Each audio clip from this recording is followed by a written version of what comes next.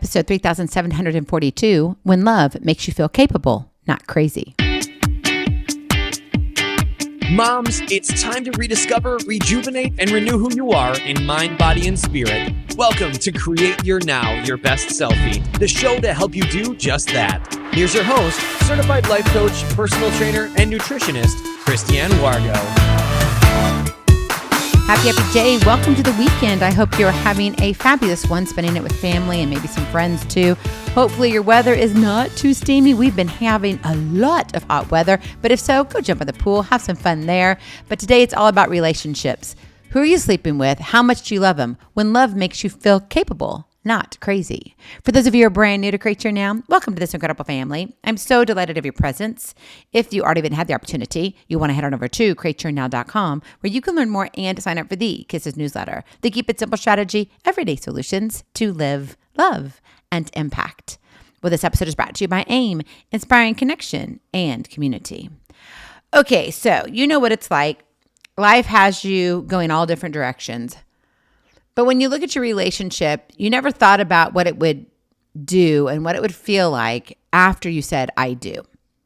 You just got to the point of, this is how I want my wedding. I want to have so many kids and maybe a dog or two, and I want to live in this area and I'll have this career, whatever it is. But very rarely do we sit down and actually define what we want our marriage to look like. Even if you did pre-counseling, marriage counseling, very rarely do we sit there and say, let's paint this vision and this mission. What does it look like? What happens though when you go farther and I'm left behind? What happens when your career takes off and mine doesn't, or vice versa? You see, marriage is meant to be a sanctuary, a place where you feel seen, supported, and capable of facing anything life throws your way. But all too often, that daily grind, the chaos of schedules, the kids, the relentless overwhelm shifts your marriage from a source of strength to a pressure cooker of frustration. It's like you're ready to explode. And maybe sometimes you've just lost it. Instead of feeling like a teammate, you start to feel misunderstood and undervalued. Like, why am I even in this relationship? What's in it for me? And then you're like, well, wait, but that's not why I got married. My friend, it doesn't have to be this way. When love makes you feel capable, not crazy, that's when the entire dynamic changes. You move from surviving the chaos to thriving together, building a solid foundation that can handle anything. But most of the time, we just kind of put up with the status quo. We kind of trudge through the deep winters, the ice, the snow, all the stuff that falls down upon us. And then we're like, surely it'll melt. Surely it will go away. But you know, even when it melts, it's got to go somewhere. Sometimes that causes a flood. So at what point in your marriage do you say, okay, it's not about me. It's not about my partner. It's about us. It's about we.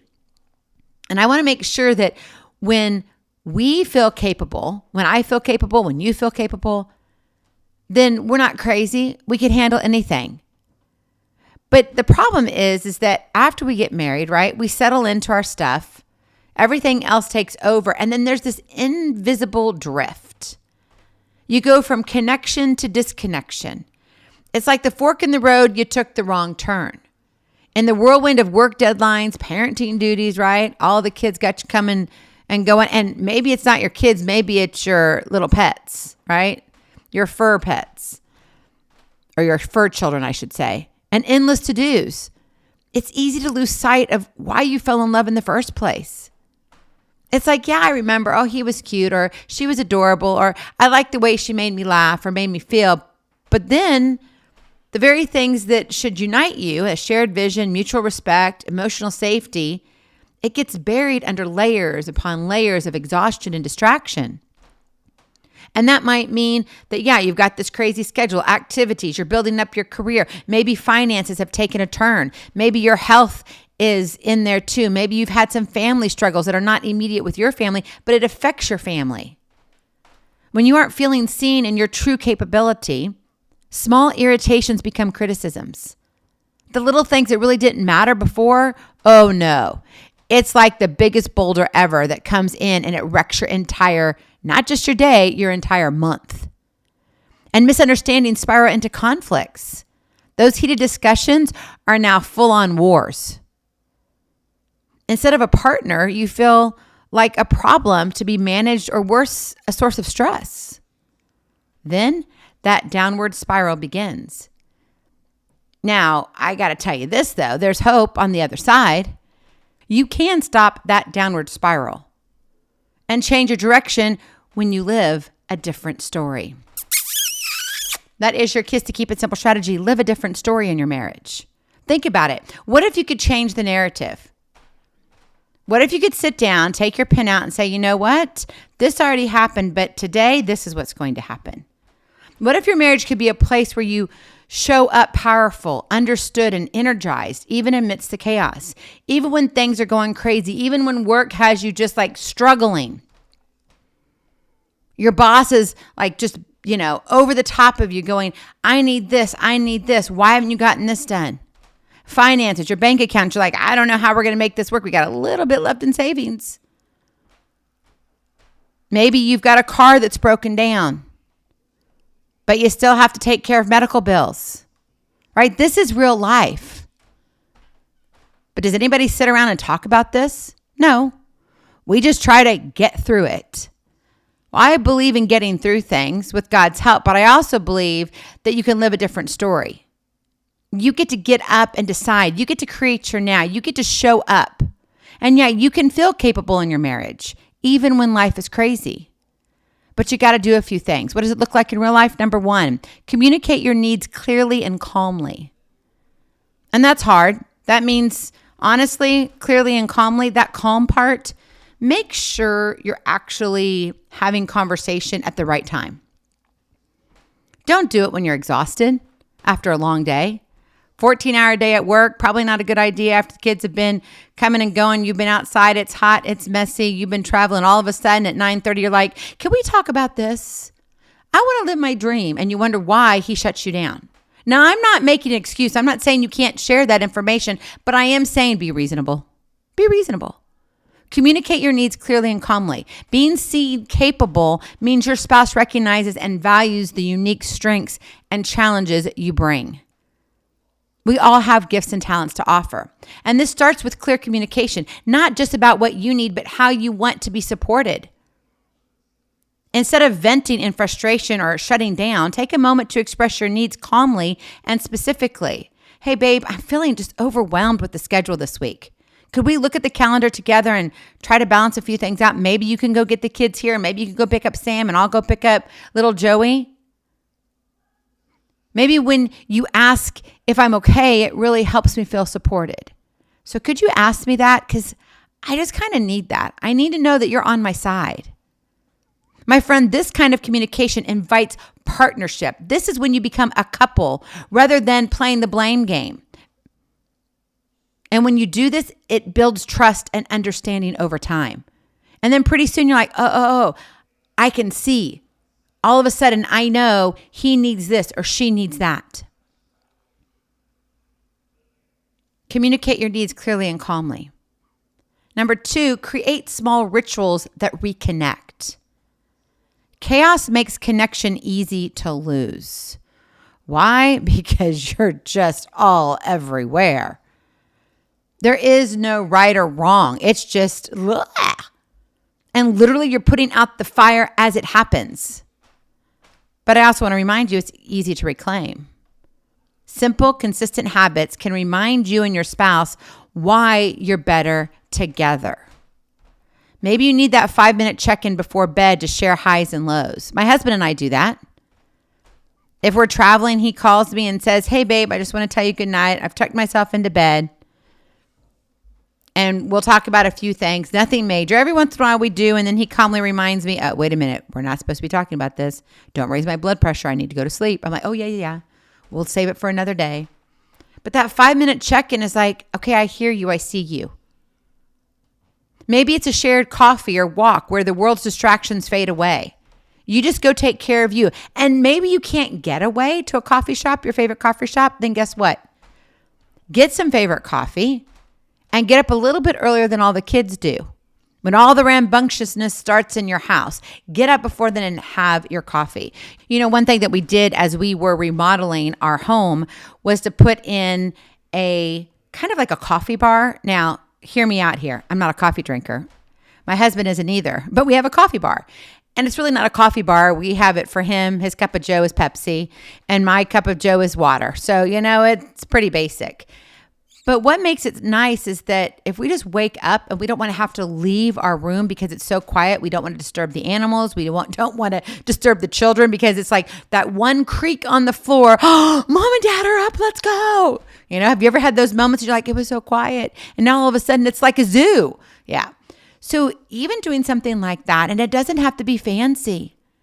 It could be something that you just create in your bathroom if you have a place for it, or in your actual bedroom, and you just have this little shelf area. And maybe you have a mini coffee maker, a mini Keurig maker. Keurig is not a sponsor of this, but maybe it should be. You can get teas now. You can get so many different things. And you can get those smaller little compact refrigerators so you can have something cold in there. Not only can you put some drinks in there, but if you want some eye cream a little bit cooler, I'm just saying it's kind of dual purpose, But you can have that shared coffee time in your own home, and you don't even have to leave your bedroom. What about sending a quick text during the day to show you're thinking of each other? We just send some emojis. My husband and I do throughout the day. He'll send me some, I'll send him some. And it's random. We don't have a particular time of day, but it's in that moment when I get it, it's like, he just thought of me. And it's a wonderful feeling. These small moments add up, reminding both of you, right? Because it starts with one, but you finish with two. And it's got to be one of those things where it's like, yeah.